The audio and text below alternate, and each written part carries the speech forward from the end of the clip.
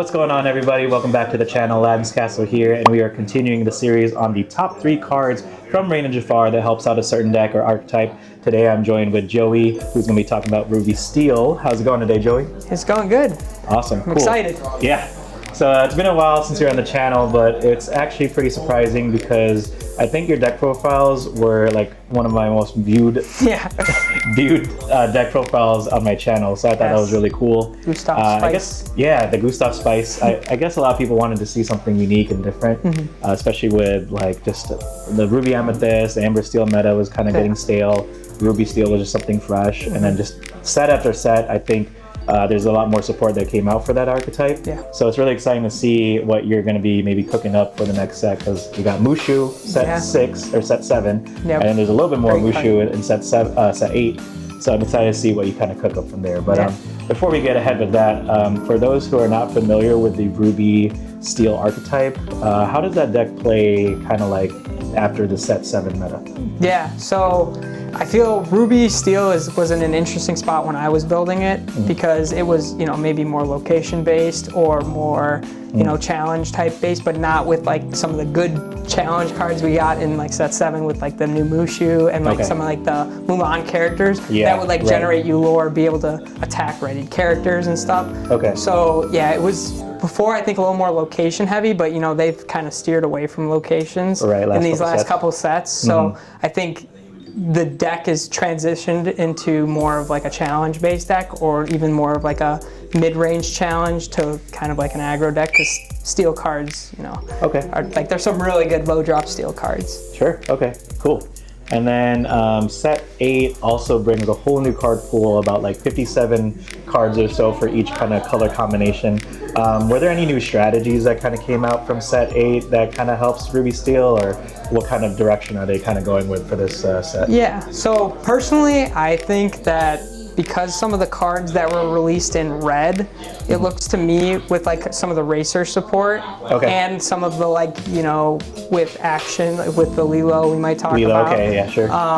With the Prince John that takes damage when your enemy, that's like really good like Rapunzel targets. So that's really good. I think you might have to get the Ketchup Mustard King. Oh yeah, he'll probably be on. So to explain some of those cards, but I think red is kind of like like it has pieces for different decks, like different archetypes, but I feel the steel cards are the ones that will shine for like the red steel this set. I can see that. Yeah, that makes a lot of sense. So yeah, we got actually a couple days left. It is currently a Monday. I think it'll be maybe a Wednesday by the time this is open up. So we're literally a couple days away from set 8. What are your top 3 cards from Reign of Jafar that helps out your Ruby Steel deck? Yeah, so a little bit of a disclaimer, there is a reprint card in Captain Hook. Okay, so it's like a honorable mention type of thing? Or? Honorable off the rip, because that card will probably be in a lot of red steel decks. The 1-drop Captain Hook, 1/3, he got a reprint. So I'm not gonna include that on the list because it's a reprint and it's a set 1 card. But that would be on there if it was. But the first card I kind of want to talk about is, we'll go Desperate Plan. Ooh, I think Desperate Plan is really good. It's an uninkable action, 3-drop. If you have no cards in your hand, draw until you have 3 cards in your hand. Otherwise, choose and discard any number of cards, then draw that many cards. Sure. And I think not only is that card good for consistency, but red steel I think really suffers in card draw a lot. So this is almost like you're probably going to have no cards in hand at some point, and you can like kind of dump your hand in a way with some of the lower, like the good lower drops like Smee and everything, to have no cards in hand. And then this is like essentially like a draw 3. Right, it's almost similar to like a dock. Yeah, and then you got no cards, you kind of draw back up to 3. Yeah. And refill your hand. Exactly, like a dock, if you have double dock in your hand, it kind of bricks you a little bit, where this, it doesn't brick you as much because you could either use it to filter or just draw the 3. But if you dock into dock, that's always the dream. Right. Yeah, I noticed, especially a lot of Ruby Steel decks, it's either they're playing a whole new world package, which is sometimes good or bad, but then otherwise they're just kind of like top decking. So this card really helps Ruby Steel. Because then you don't need the singer to like sing a whole new world. Sure, you might not need Robin Hood or, exactly. Okay, nice. Yeah, I definitely like that card. I can't wait to brew with that too, especially a lot of the aggro decks, even like something like Sapphire Steel, maybe with like Kiwi. I see that one being really good, maybe Amber Steel aggro. So I think that card specifically is just gonna put you aggro draw over the top. but your opponent doesn't. You know, Hole in the World, sometimes if you Hole in the World your opponent, especially with like, I think aggro is going to be between Cherno Dogs and some good like aggro decks out there, they're going to pretty much want you to give them cards. So I think a Hole in the World might fall out a little bit because of that. And you don't want to give them the cards, you just want the cards for yourself. Yeah, I like that. Cool, nice. Moving on. All right. Another one I have is Vinnie. So Vinnie is the bird. Ooh, Vinnie, yeah. Sadly, it's not Bobby or Joey, but which is funny, by the way. His brother's name is Bobby, so they both got a card this set. It's hilarious. So I have Vinnie, which is the best of the three birds, I would think.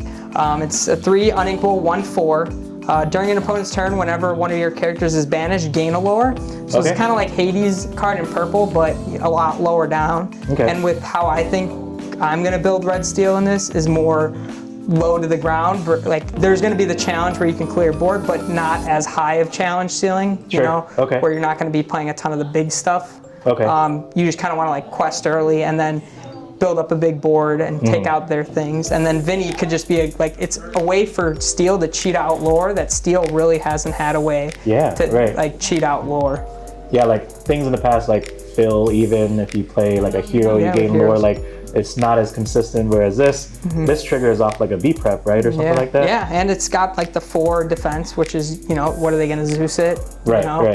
It can survive like even a decent sized strength of a Raging Fire. So it's a good easy target also for them to take out, but they're gonna take care of your challengers or Vinnie, so like it kind of pushes them into like a little awkward spot. Exactly, kind of like Lyle Tibbs. Like a Lyle, where like, you know, you throw them down and like now the math gets weird for them because, you know, do they want to take out your characters and lose lore? Yeah, and I think it's good in this deck because you're pushing aggro, you're pushing the lore, so it's like you're not prolonging the game where Lyle does, but this one you're like getting closer to the 20 lore. Yeah, exactly. Which is awesome. So yeah, that's gonna be spicy for the deck. All right. Nice. Okay. And then your other top 3 card for Raging I think Fire? Nathaniel Flint. So this card, it has like every pseudo text. It's a alien, a pirate, a captain, but you can't play this character unless opposing character was damaged this turn. He's got the Smee stat line without the downside of taking the damage. And in Red Steel, that hurts a little more because you can't, like, if you're playing Amber Steel, you can kind of heal that damage or, you know, mitigate it in some way. Where in Red Steel, they can't really heal that damage. So I think and Smee is one of the best 2-drops in Lorcana. So like just having, and you're always just having another card that can, you know, have his stat line without the downside. And he's a captain for Smee to not take the damage. You know, and you're always going to be challenging stuff or like dealing damage with, I don't know, maybe you fire the cannons or something in that deck. Yeah, to like remove some stuff. So or you're gonna attack with your Captain Hooks in the beginning, and then you could play him on 2 instead of Smee. But and also we talked about it just before this with Captain Hook. Like because rotation's coming up, Smee might get rotated out of the format, and this could be like the new Smee. That's true. A little more balanced and stuff, not as busted, but similar stat line and quest for 2 as well too. So I could see that. If Smee gets rotated out, not reprinted for Fabled, this would be the next one. That's true. That's a good point. So, nice. Cool. There is maybe 1 or 2 cards that you didn't touch on. A lot of the cards here, like you said, was Steel, which I do agree. I think they kind of have so much more support in the Ruby Steel archetype. But there's one that we kind of were talking earlier, and it was a Singer card. It is a 8-cost, nothing we won't do. So sync together 8, you ready all your characters, and then for the rest of this turn, they take no damage from challenges and can't quest. So that's pretty cool. So you can literally sing with your board of whatever multiple characters, ready them, and then start challenging. So you got your Super Goops, you got your Calhoons, and they'll survive another turn because they won't take any damage in turn. So it's like a good like protection from your board getting wiped out. And if you have like a Mushu on board, you know, that's just like gonna get you a ton of value. So it's a good like closer, I think, for the deck if it needs, and it's inkable, which is nice. So if you're not gonna get there, or if your opponent's clearing your board, you could just still ink it if not needed. But if you have a board set up and then you know, you're trying to catch up and you get no damage in turn, I think it's pretty cool. Definitely cool card. If you're going the challenge route, like with the more like the big Mulans and like the bigger Mushu, the new Mushu. Definitely, because you'll be challenging ready characters, and you'll be gaining lore that way versus gaining lore by questing. Okay, right. And then there was one card that I also wanted to bring up, which was Namaari. She is also a steel card. 5 cost, 0/5, quest for 2. This character gets +1 strength for each card in your discard pile.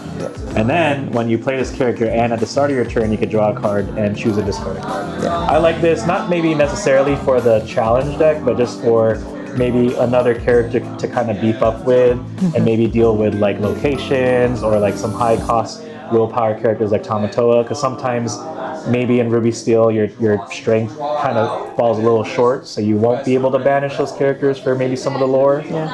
So I think she might be like a good backup in case certain cards get rotated out too. And if you do run a lot of like draw discard, like what was this Desperate Plan, is that the card? If you discard your hand, or if you have no hand, then you could fill up that discard pile, and now she's just going to get stronger. Or like if you have to like dock and like unfortunately discard a card, that's still more cards that are getting discarded. That's true too, yeah. So I like her for that potential. Or if you're playing a whole new world, like you said. Whole new world, yeah. If you're playing the Ruby Steel version with a whole new world, then now she becomes 10, 15 strength. Exactly. Wow. So that's pretty insane. And then ready her again with all these singing stuff. So I think that's pretty cool. But yeah, those are the 2 cards that were also on my radar that I think would also help a little bit with that archetype. But yeah, last question of the night then. What do you think? Oh, you want to mention one too? Could we give an honorable mention to Prince Ahmed? Okay. What? Prince Ahmed? All right. That would be Prince Ahmed, I could see why. Yeah, I mean, you could explain. The greatest card, takes out, they're going to play Diggy Hole type of deck where they, Cinderella turn 1, the Singer 1, and you're like, man, what can I do? Yeah. And it's like, well, I have a hook on board, I can't do anything. Oh, Prince Ahmed to the rescue. That's right. So if you're used to playing against Ruby Steel, they don't want to turn cards sideways. Sometimes you won't always have One Last Hope. And then maybe they're playing Princess decks, Cinderella, Ariel, whatever.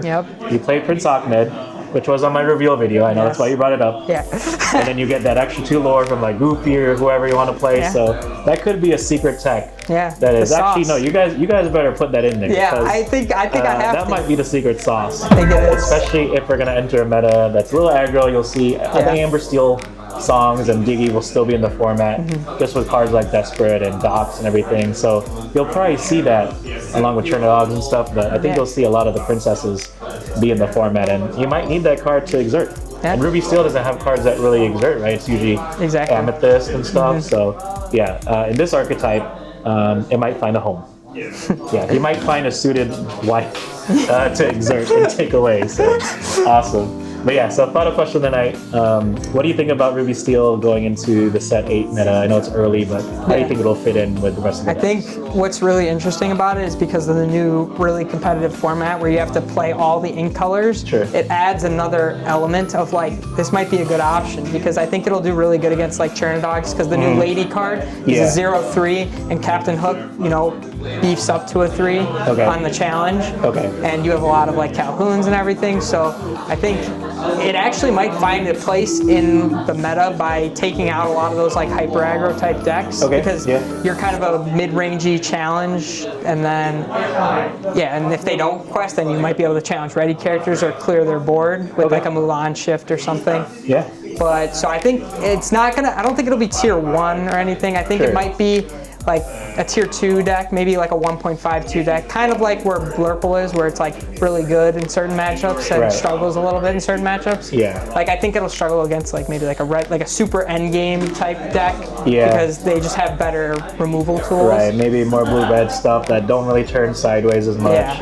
But aggro decks, if like I'm thinking when we've talked, I know I talked with JoJo yesterday at a set champ, Chernodog seems really powerful, and I've seen Chernodog boards where there's like 6 characters on the board by turn 4. So it could really excel in that kind of meta. So it really depends. I think it's still a little too early. You got to do some testing, but it's really exciting to see kind of the direction that Raspberg is going with all these challenges and different tools that they use. So I agree. So awesome, Joey. Well, it's been fun. Thank you again for being on the channel as well. Thanks for having me. Giving us your insight on the Ruby Steel deck. Maybe you'll play it this set, who knows, for the next set champs for Rain of Jafar. Before we end the video, would you like to make any shoutouts? to AC for hitting 1,000 subscribers. Let's go. Putting all this work in for the community and into your videos. They're so high quality, especially your vlog videos and everything. I appreciate that. Such a nice guy. But that and Perfect Circle. Perfect Circle. Shout out to Thayer. Love you guys. All right. We will see you guys in the next video. Peace out.